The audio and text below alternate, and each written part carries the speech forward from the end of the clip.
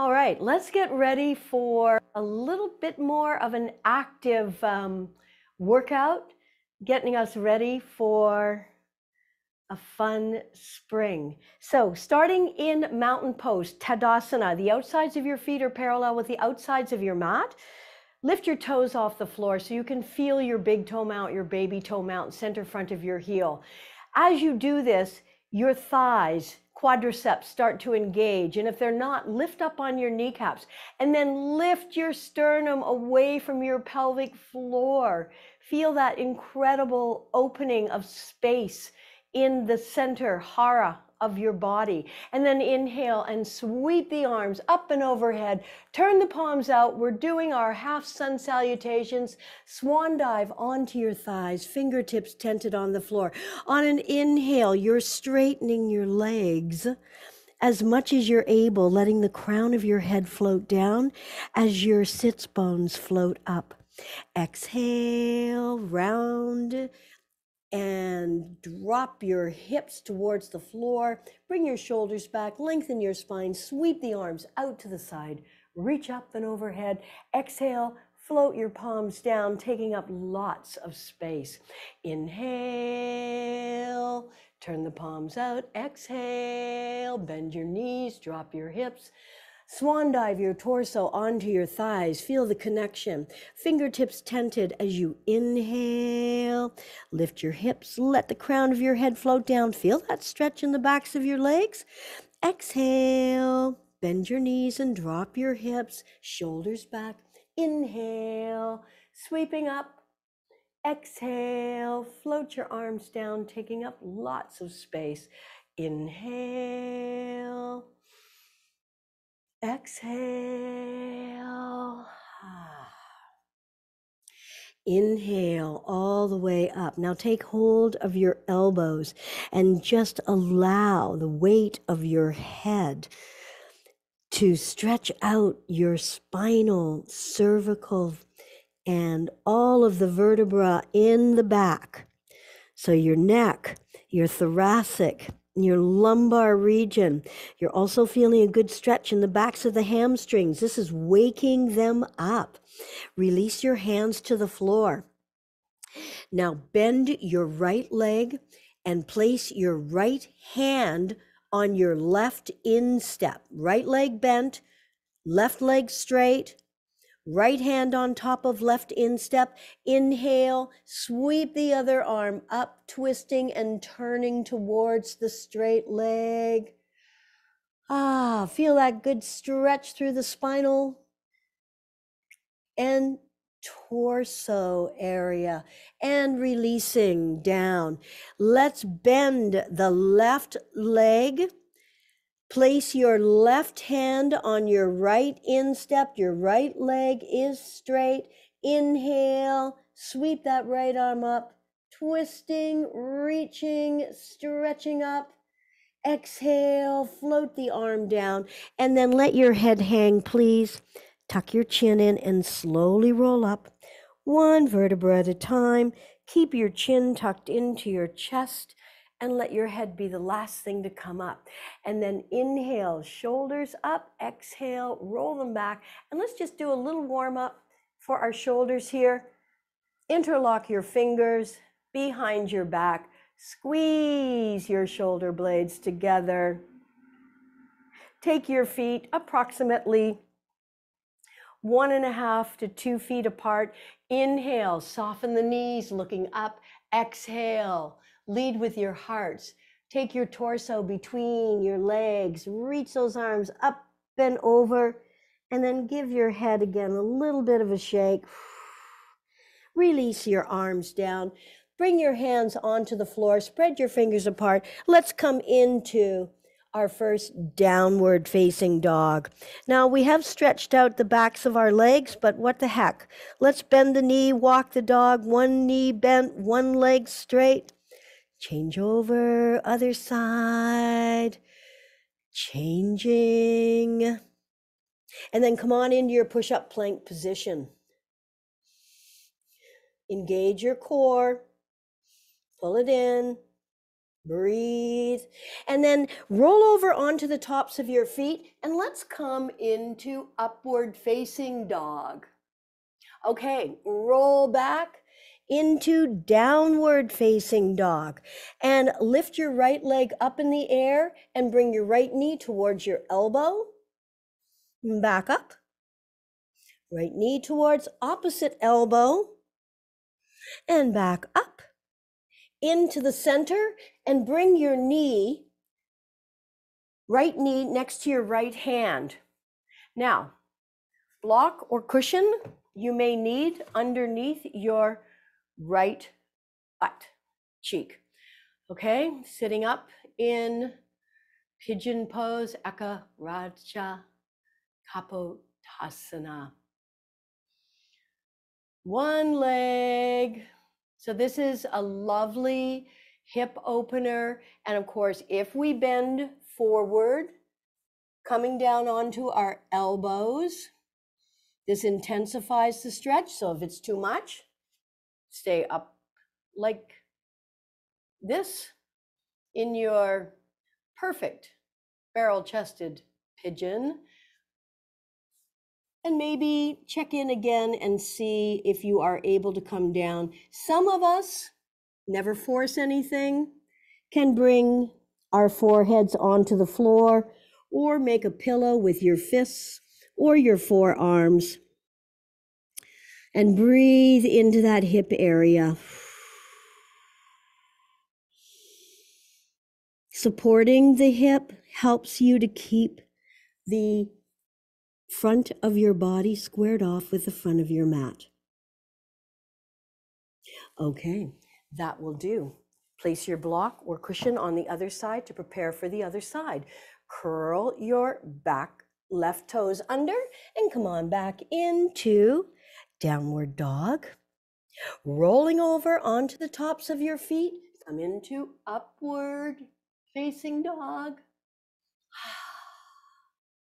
Opening up the front of the body and curl back on the toes into downward facing dog. This is an energizing posture. Lift your left leg up in the air. Bring the left knee to the left elbow. Feel your core engage. Take it back up. Take it over to the opposite elbow. And back up into the center. And then bring your left knee towards your left wrist. Extend the right leg straight out behind you. Put your block or cushion underneath your left butt cheek. And just spend a moment here allowing the hip, which in yoga we call the junk drawer. We stuff a lot of emotional garbage. We don't always have time to deal with certain emotions. And the beautiful thing about yoga is that it helps us release whatever kind of garbage we stuffed into our bodies without even having to revisit it sometimes. Okay, so walk your hands forward if that is accessible for you. Come on down onto your elbows and just hang here for a moment. Breathing always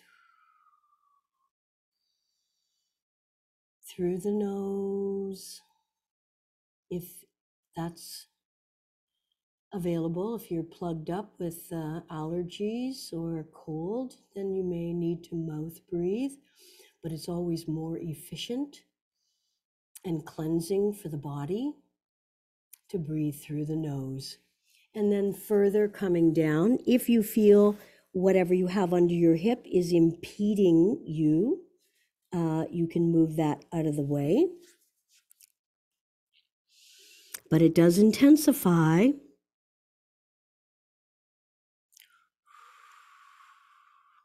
Okay, press yourself back up and take that front leg back. Come on back into your downward facing dog. And then let's step the right foot forward. You may wish to use your block again inside of your foot, so just have it handy. So take your right leg and place it on the floor or on the block inside of your right foot.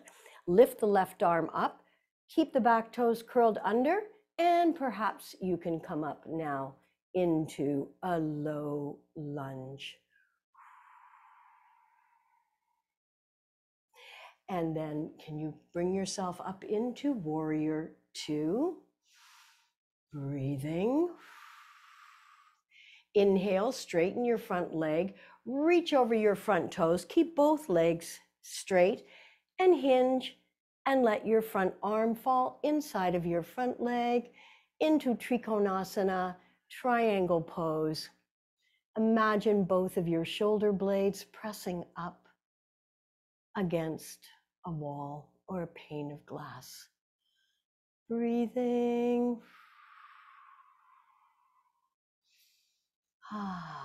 Inhale, come on all the way up. Bend your knee again, coming into warrior two. And then lower your back arm, down your back leg, reach the other arm up, coming into peaceful or exalted warrior. Inhale, straighten that front leg. And let's take the block over to the other side. But coming into the center of your mat, turn your feet slightly out. Forward fold from the hips, not the waist. Coming halfway. Feel the stretch in the inner thigh. And now walk your hands over to the left foot, placing your right hand on the foot or near the foot and extend the left arm up, twisting, turning, stretching that inner thigh. Reaching up, exhale, float it down. Let's go over to the other side. Opposite hand on opposite foot or as close as you can get it. Breathing. And then turning, taking your front leg and turning your left foot forward 90 degrees. Bring the opposite knee, the right knee, back onto the floor. Again, you can use your block here to place your hand. And then lifting the back knee off the floor, coming up into a low lunge. Make sure the energy is going straight up. And then come on up into warrior two. My feet felt a little bit too far apart. So bring your back foot a little bit closer if that's the case. Lifting up at your sternum. Inhale, straighten that front leg. And now reach over your front toes. Keep both legs straight, hinging sideways. Let your front arm fall inside of your front leg. Once again, you could use the block inside of your leg. Reaching up, stretching up, looking up in triangle pose. This is also excellent for avoiding the pinching that can happen with sciatica when things get jammed up in our lower backs. And then bend the leg once again, coming back into warrior one or two. And then bring your top arm down and let's windmill into downward facing dog. And be sure to walk your dog out. Nice little stretch for your hips. Come on down onto your knees. Step your right foot forward. Bring your left arm to the outside of your right knee. Open your palm. I love this twist position, this sideways prayer. Now you can stay here if you like. Curl your back toes under. Lift your back knee off the floor. And breathe.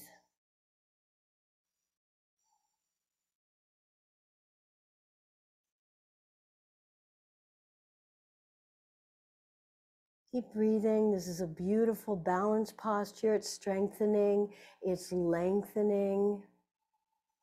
And balance should feel somewhat calming.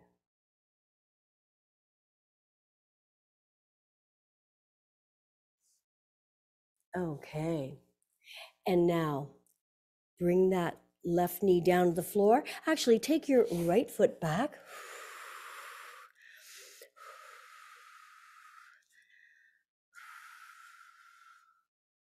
And let's lift the left leg up in the air and bring the left knee towards left elbow.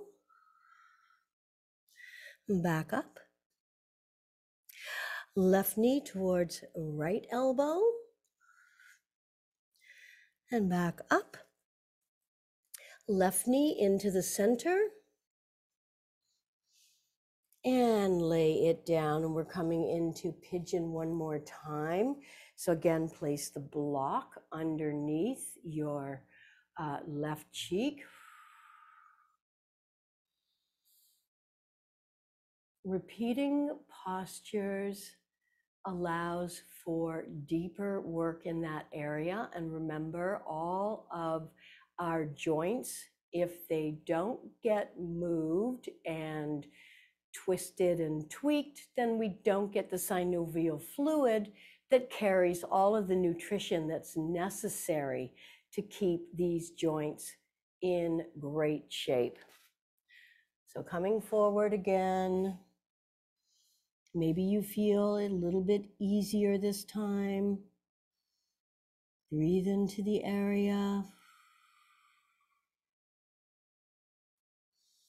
Perhaps you can lower down a little bit further than you went last time or not. Don't allow your ego to push you. Stay centered, attentive, and caring about how your body feels in each moment. When we don't listen to the whispers of our bodies, they'll turn up the volume and eventually start screaming at us. We don't want that. We want to get along with our bodies. Our bodies are our vehicles. They are our temples, and they should be treated as such. I know sometimes we don't treat our bodies very well, and we might think that we get away with it, but I don't think so. I think whatever we do for our bodies, it should equal a form of love, respect, and compassion. Okay, press back up. Curl the back toes under. Come on back into downward facing dog once again. And I want you to lift the right leg up and bring the right knee to the right elbow and back up. And right knee to left elbow and back up. Right knee into the center, and then bring that knee again by the wrist, supporting your hip in Ekapada Raja Kapotasana. Just breathe. Lifting the torso, lengthening the front of the body, and when we do fold forward, lead with your heart. Lengthen your torso. It's not a collapse, it's a stretch. It's a reach. And then bring your forearms down onto the floor. Then get in touch with what is going on in that right hip. Now, ideally, we want our hips, shoulders to be facing forward. However, if you have hip issues and coming over onto your side allows you to still get the stretch through the hip, then go for it. All right? Modifying, changing things up to suit where our bodies feel best is just plain smart.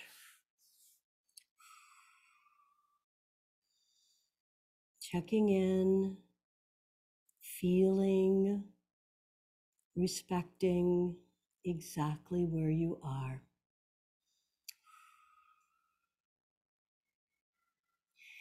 And pressing up, hands on the floor, fingers spread apart, curl your back toes under, press up once again into down dog.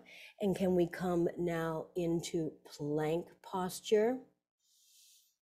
Building strength, building heat in the body, and then curling over onto the tops of the feet. One more time into downward facing dog. So your thighs, upward facing dog, pardon me, your thighs are off the floor, and then bring the knees onto the floor.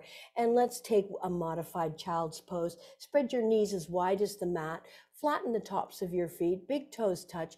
Go slowly, very slowly. This is excellent for mobilizing ankle joints, but going slowly helps us avoid cramping in this area. A lot of people are very, very stiff in their ankle joints, so this is excellent.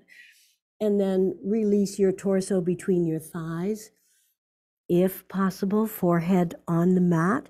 If you need height, add it with your forearms folded one on top of the other. And then breathe into your side and your back ribs.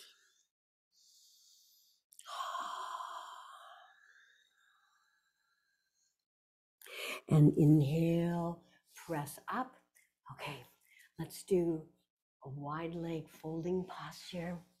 So take your legs wide apart and lift yourself up from behind. Inhale, sweeping up with the arms. Exhale, turn towards the right, lift up out of your waist. Exhale, reach and lengthen over your right leg, reaching and stretching. Now, if you flex the feet, your toes will be closer towards you. Maybe you can take hold of them. If you have a strap, you can place it around the ball of the foot would be best. That'll help you keep your foot flexed as opposed to the arch. And one more time, inhale, whatever you're holding on to, the feet, the ankle, the calf, lifting up, lengthening your spine. Exhale, forward folding, whatever amount you can. So getting into the hamstrings and the hips and the inner thigh, the groin. Breathe. One more inhalation. Visualize lengthening your spine, even if it's just a thought. And again, if you can lower just a little bit more. Your hamstrings are very, very strong. For most of us, they're a little too tight for our own good, but this definitely helps to release that tension. And then walk your hand up your leg. Inhale into the center, sweeping up. Turn towards the other side. Lift up out of your waist. Exhale, lead with your heart's length and stretching. One more inhale, flex your feet a lot, and then take hold of the furthest part of your leg that you can, using it to hang on, or as I said, a belt around the ball of the foot, or tie or strap, whatever you have. Breathing. Inhale, lengthen through the crown. Exhale, lower again, whatever amount you can.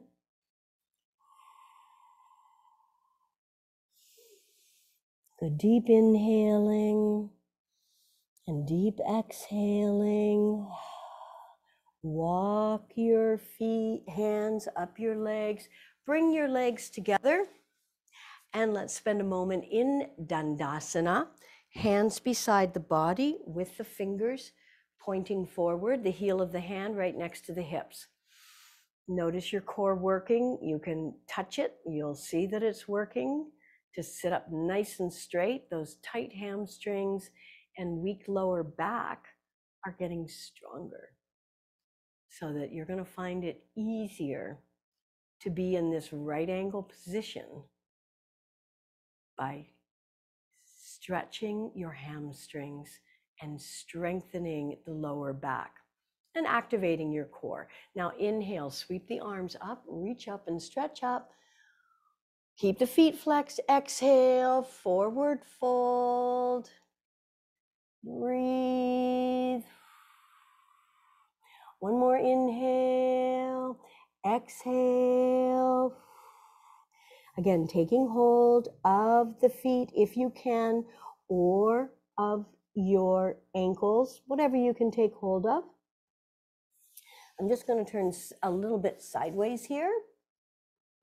So you can see, it's not about rounding the back, it's about lengthening your spine. This is a beautiful compression for the abdominal area. It's always good to practice on an empty stomach.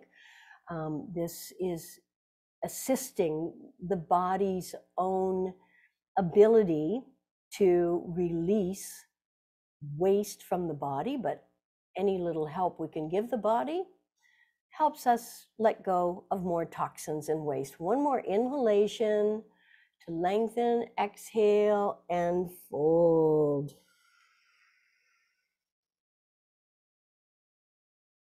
Okay, let's bend the left leg and kind of like a baby. Now, you may not be able to get the foot inside of the elbow, so just go for the wrist and a little bit of rocking, because we're really getting those hips nice and loose and ready for whatever spring activities, or if you're watching this in the winter, whatever it is you love to do. And that's the most important thing. Do the things you love to do. You get way more benefits, way more endorphins. And of course, all exercise is useful in ridding the body of the garbage that the lymph collects. Okay, take your peace fingers, grab your big toes, lift that leg, straighten it out, back and front, and lower it down. And let's see what's going on the right side. So again, if it's possible, you're going to bring the foot inside of the elbow. But if not, the wrist is fine. Wrap the other, so it's kind of like you're rocking a baby. Sitting up as tall as you can. So getting all of the nutrition that's available in the synovial fluid into that hip joint to keep it, like all the joints, operating as smoothly as possible. And then take your peace fingers around your big toe and lift your leg up and out to the side and back into the center and lower it down. And then let's bring the soles of the feet together in Baddha Konasana, cobbler's pose. So we're working our knees down as much as we can. Some of us may have our knees up quite high. It's okay, eventually. I like to say in yoga, nice and easy does it. Don't force anything. And the more you practice, you don't have to be a fanatic to achieve fantastic flexibility, nice, clean, steady energy all day long, because you're releasing all kinds of tension and stress from the body, lengthening, and of course, spreading the energy. So one more inhalation, lifting up. This time you can round the spine and forward fold. So this is excellent for reproductive organs and glands. I'm trying to think of a little poem. Oh yes, here we go. The bee is such a busy soul. He has no time for birth control. And that is why in times like these, there are so many sons of bees. So, but the bees are great pollinators. We love our bees. And of course, honey is an elixir for the body. Just a little bit, not a lot of it. All right, bring the knees together, shake out the backs of the legs. And I hope that has you feeling really energetic and tuned up for whatever fun activities you're planning for the rest of the day or the week. Have a good one, and namaste.